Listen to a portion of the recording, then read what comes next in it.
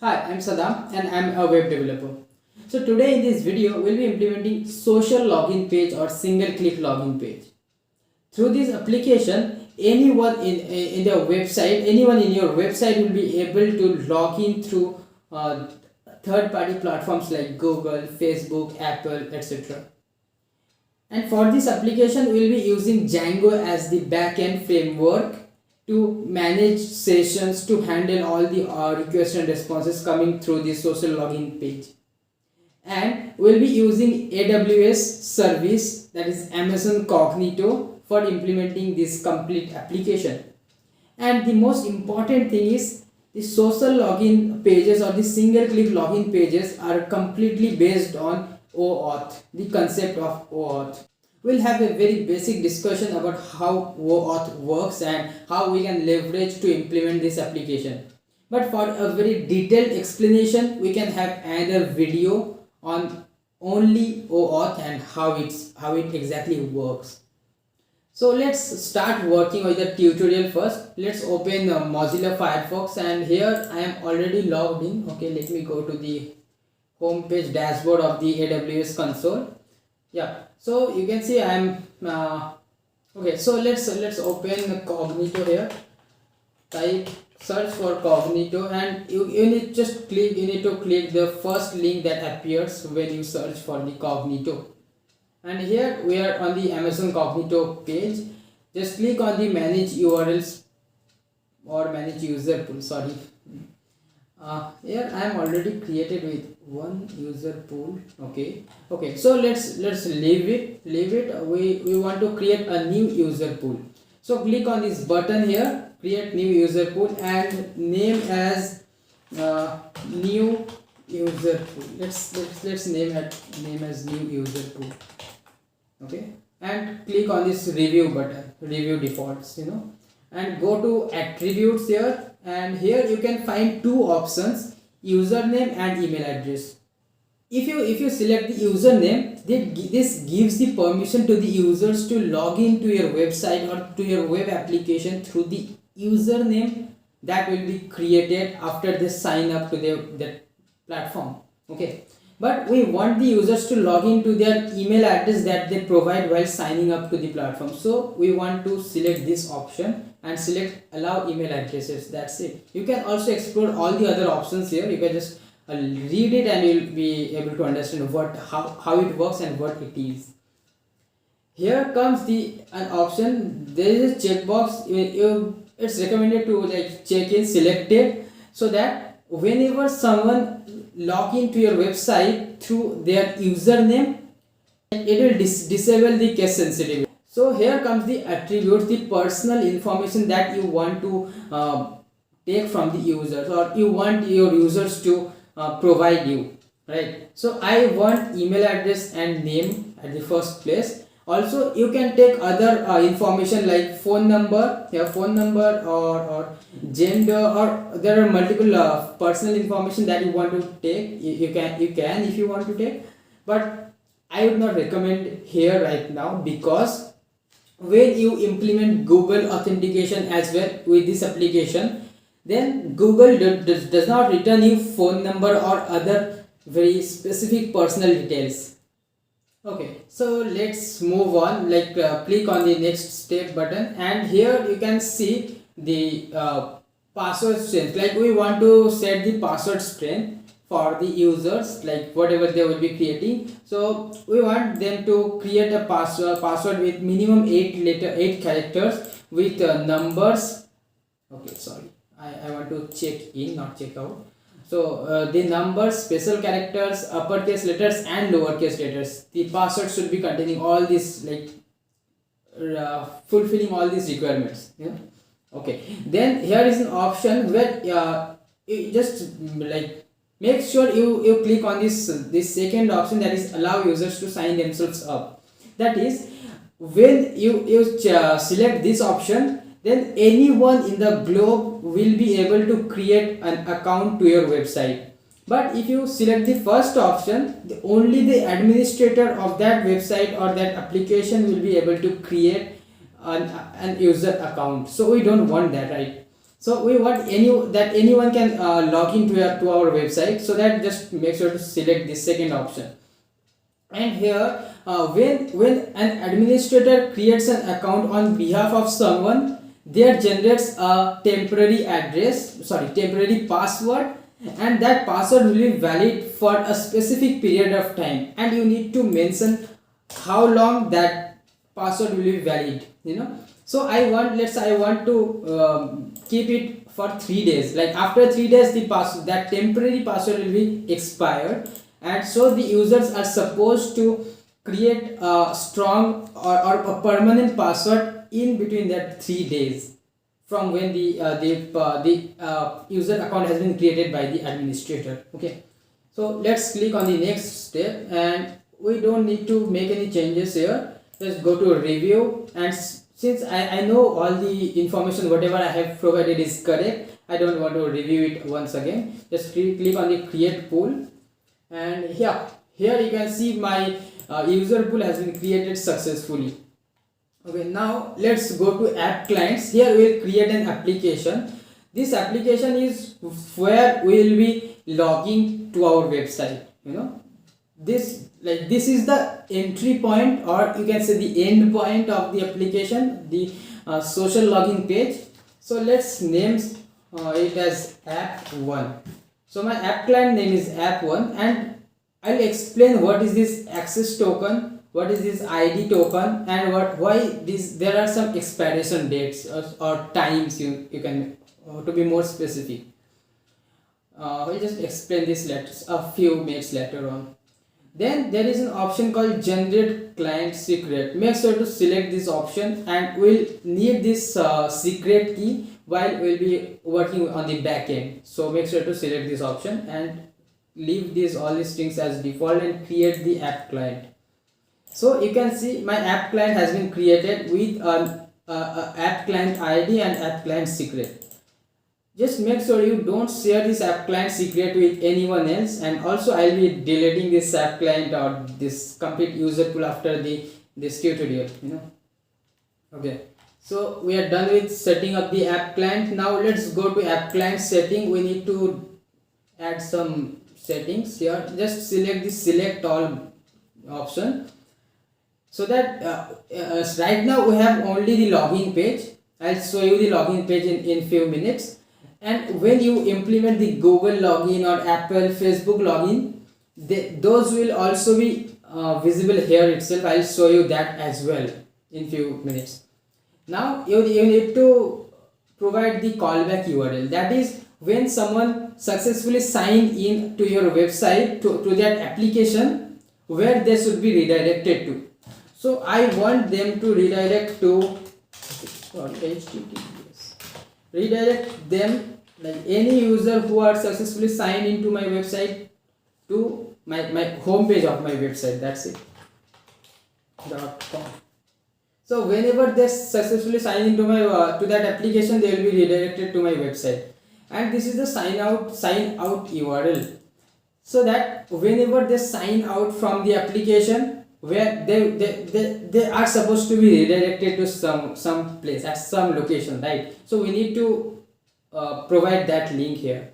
So I want them to redirect it to my YouTube account. So I'll provide, and I'll copy this account URL and paste it here. And let me show you one thing. Here I am using HTTPS, the secure SSL connection.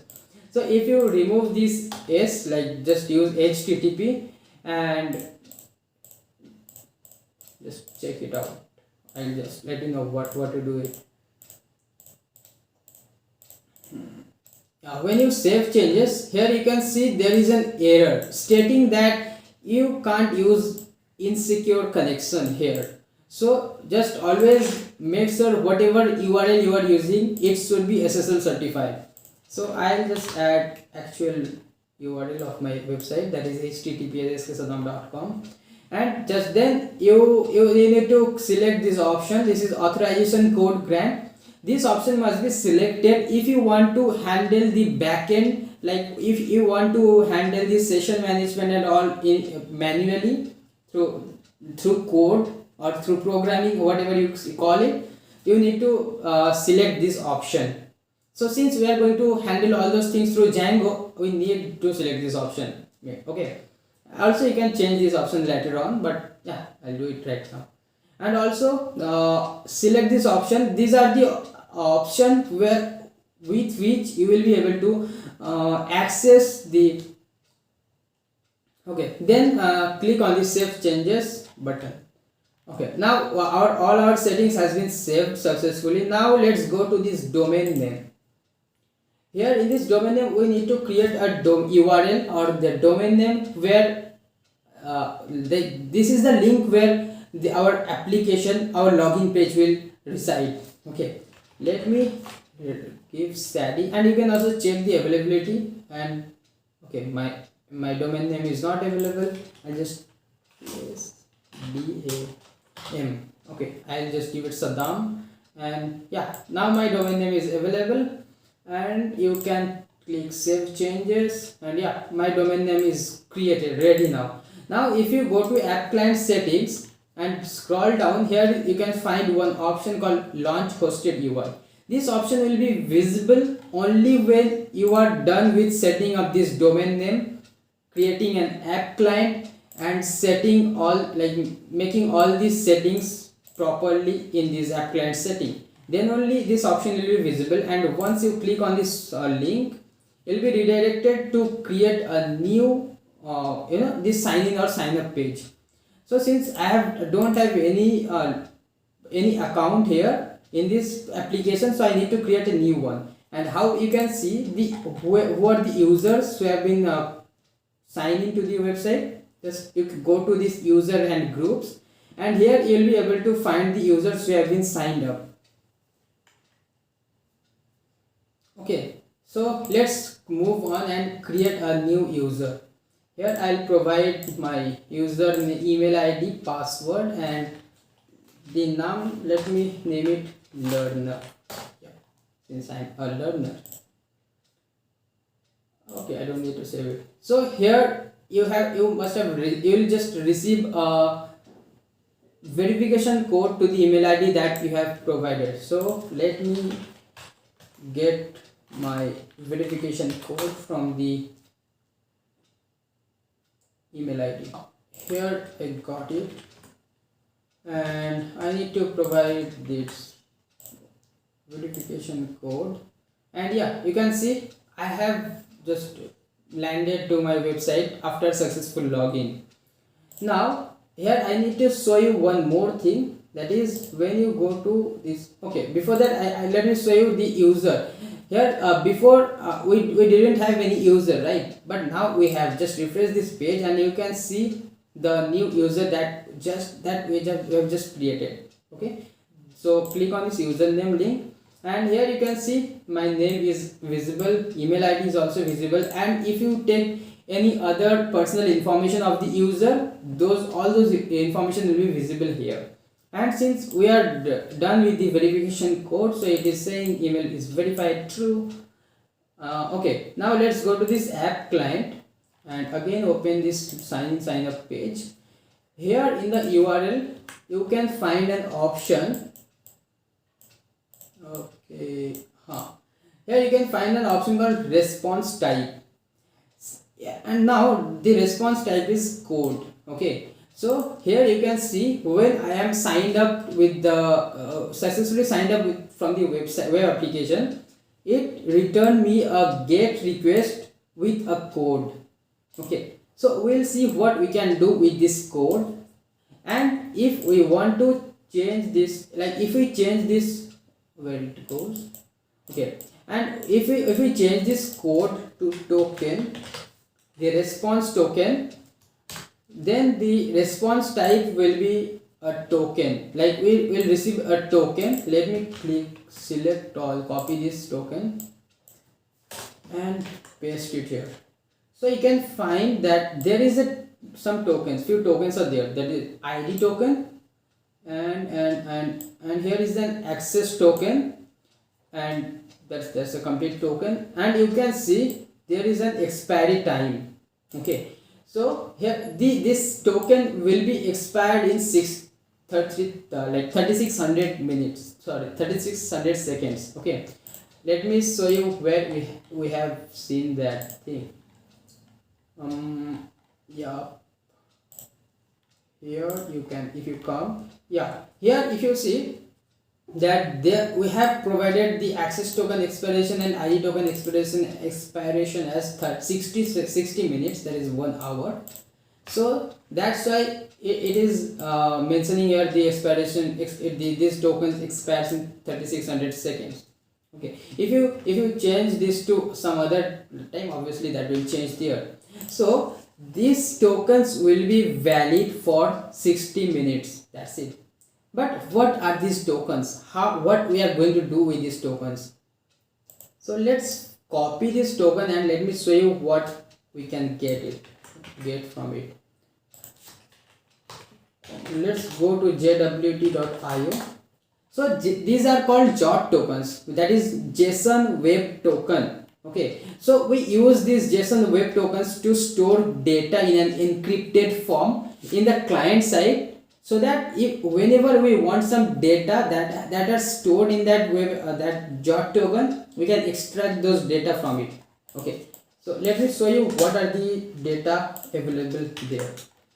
When you paste it here, you can see the signature is verified. If I change something, you see the signature is invalid. Okay, so how this verification is done is there, you can see there are 3 parts. The first part, sorry, this is the last part, this is the second part, and here is the first part. So in backend, this first part and second part is combined to get a third, like a result. And I'm just explaining it in a very lame way. Okay, so from that the resultant code, that code should match with this third part. Okay, here, like here is the public key and all, there is completely a different concept. Okay, so just know that this is a JWT token and it consists some data. Okay, that data, we want that data. So what are those data? You can see here the data are email address, name, and multiple other data, but we are not interested on all of them. So whenever we are using this ID token to manage this session, we'll just store this ID token to our cookies, and whenever required, whenever we want this information, this, like if you want email ID or that name, we can extract, we can take that JWT token from that cookie and extract these details, this data, whenever we require. And we can we can take this data until when the JWT token is valid, that is 60 minutes, and you can make this validation time, extend this validation time up to 1 day, that is 24 hours. Okay, so we'll use this JWT tokens later on to manage sessions and to get these details. Okay, so yeah, we are done with setting up this simple login page. Now we will implement the Google authentication, the third party application with this, so that you can just click on like login through Google itself. You don't need to create an account and all. So for that, let's go to this console, like console.cloud.com or Google developers site. I'll just include all this link of this website or web platforms. You can just go directly. Now let's just go to this option OAuth consent screen. Okay, and here, since I am already done with this consent screen, I just need to edit it. But if you are not done with it, just there will be an option called create OAuth screen. So just click on that create OAuth screen and you will be redirected to this page. Yeah, so you will be redirected to this page. Okay, here you need to provide an app name, then you need to provide an email address that will be by default the email address you are signed up with this Google platform. Okay, so it will be by default, you don't need to stress about that. Now you can provide some app logo here. You can provide some logo for your application or whatever you are building for. Then here comes the application home page. So in which application or in which website you want to implement your social login page.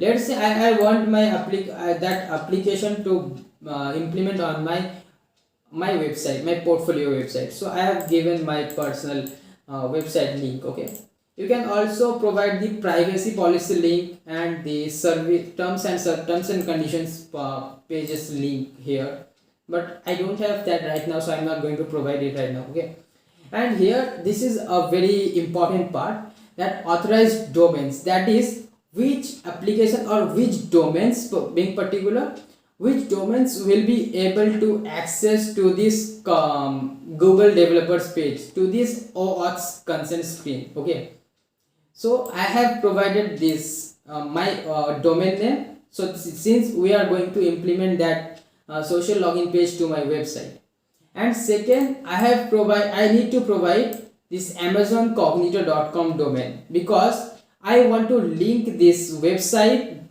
this social login page and the Google authentication with this Amazon Cognito. Okay, so you need to provide this amazoncognito.com domain, and then here you need to give any email address, the developer's email address. Since you are the developer, you need to provide your own email address, so that if there is any changes required for this application, Google will mail you directly. That's it.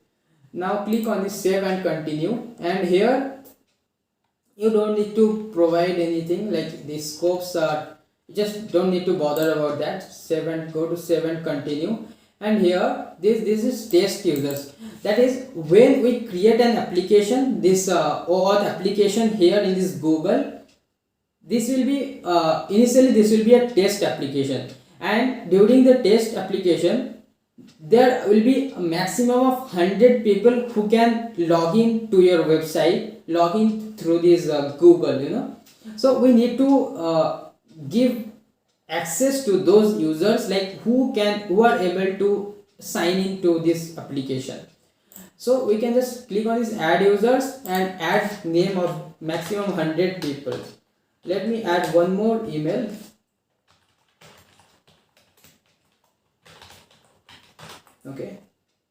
Okay, so I have added this email. So you can see there are 2 users who will be able to manage this applications here. Okay, now click on the save and continue. Here you can just review all the informations that you have just provided, and now you can just click on go back to dashboard. Okay, yeah, so you can see right now my application is in testing mode. As once you are done with this thing, you can just make it public, like you can publish it and then they will charge on some basis. So that's a different scenario. Now let's go to this credentials option, and here you will find an option called create credentials. So click on this create credentials and go to this OAuth client ID. So now we will create an OAuth client ID that will be linked with that Amazon Cognito. So what is the type of application where we are going to implement this application login, like single click login application? So that will we are just doing for the web application. So select the web application. Let me change the name to Sadie Client. That's a weird name, but it's okay. Sadie Client. So this is the client name. This is weird. Okay, yeah, it's okay. Now you need to provide the authorized JavaScript origins, that is the page, the URL of the page where you want to implement this login, you know, basically the login page where you want to connect the Google authentication service. So I have already copied it. I just paste it there, and I'll also share these links in the comment section, in the description box. Okay, so my username is Saddam. Okay, here like let's go to this app client setting here, but I don't think it's available there. No, we need to go to domain name. Okay, yeah, so here in the domain name you can find my domain name is Saddam .auth.us-east2 us-east2 is the origin, the region where my application has been hosted, and the amazoncognito.com. So that is the same domain name or same URL that we need to provide. That is okay. So this is basically the URL of your login page. That's it. And now the authorized redirect URL. This is the location, again this is the location where the will be just redirecting our users after that successful login that we have talked earlier. So here is the URL that you need to add there. This is the response redirected URL. I'll just add all these links in the description box. Okay, you need to add the domain name here. Okay, so this is the portion where you need to add your domain name. In place of Saddam, you will be just mentioning your domain name, whatever you have provided, and here you need to provide your region. Okay, region, whatever it pronounced. Okay, you can go to this general settings and okay, so here in this first section, this is my region, pool ID, or you can find this region each and everywhere. Even in your URL you will be able to find this region. So for me it is US East 2, it may be different for you, so make sure to mention the proper one and then just click on the create button. Okay, so yeah, you can see our auth client ID has been created. I'll just use this for after some time. Okay, let's go to this Amazon Cognito, scroll down, and there is an option called Federation. Go to Federation. Under that you will find an option called Identity Providers. Click on these Identity Providers and select the Google option. Okay, here there are three options we need to provide. We need to provide three information, that is Google App ID. Google App ID is just we have created, that is the client ID is the Google App ID for Amazon Cognito. You just copy that and paste it here, and need app secret, that is this client secret. Again I'll copy that and I'll just paste it, and make sure that you do not share these secrets with anyone because this is secret. And here I need to mention some authorized scope, that is how someone can authorize or authenticate with the application, through the application, that Google application, like which is the what parameter, through which parameter they will be able to log in or sign in to their website. Okay, so I'll just give email ID. I want them to log in through email. That's it. Now click on enable Google, and you can see this blue small tick. Okay, yeah.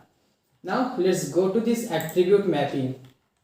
That is, what are the information that we want from the, like we want to connect with Google Amazon Cognito with Google client. Okay, auth client, to be very specific. I want email ID.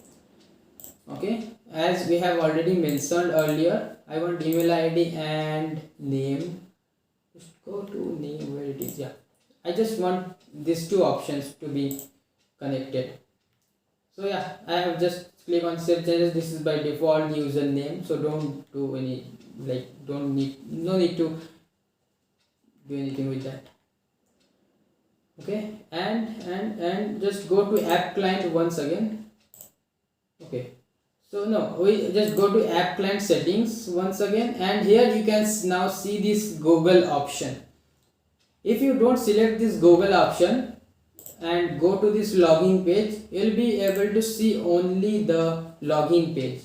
But as soon as you select all of the options and go to this login page again, okay, I need to save the changes. Okay, now you can go to login page, and here you can see the Google sign in page. Now you can click on this Google sign in page and log in through any application that you are signed in with Google. But wait, I got some error.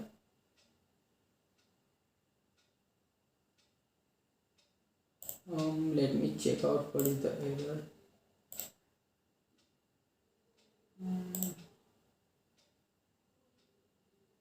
Okay, so the error is, just now I have signed in with sksadam@08.com. That is okay. There may be some internet server error. Okay, that's not an issue. Okay, so we are done with the implementing this Google login page. In the next video, we'll see how we'll be working on the back end and implementing all these session management, and we'll just store these access tokens that we are getting on the get request of the URL parameters.